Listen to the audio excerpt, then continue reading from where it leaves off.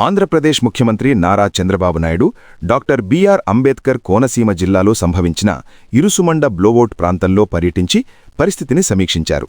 CM Chandrababu తొలుత helicopter ద్వారా blowout జరిగిన ఇరుసుమండ ప్రాంతాన్ని ఏరియల్ వ్యూ ద్వారా క్షుణ్ణంగా పరిశీలించారు. మంటల తీవ్రత, నష్టం జరిగిన విస్తీర్ణం మరియు రక్షణ చర్యల పురోగతిని ఆయన స్వయంగా వీక్షించారు.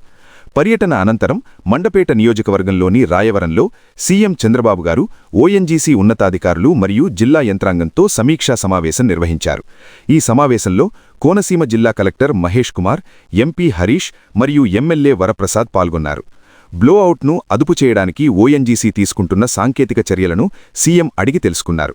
మంటలను పూర్తిగా ఆర్పివేసేందుకు అవసరమైన అత్యాధునిక పరికరాలు మరియు నిపుణుల లభ్యతపై చర్చించారు. ఈ ప్రమాదం కారణంగా చుట్టుపక్కల ప్రాంతాల్లో కొబ్బరి తోటలు భారీగా దెబ్బతిన్నాయి.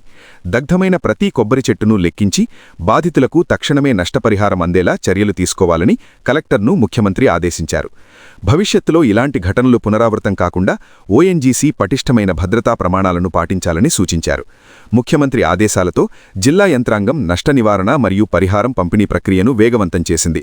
బాధిత కుటుంబాలకు ప్రభుత్వం అండగా ఉంటుందని సీఎం ఈ సందర్భంగా భరోసా ఇచ్చారు.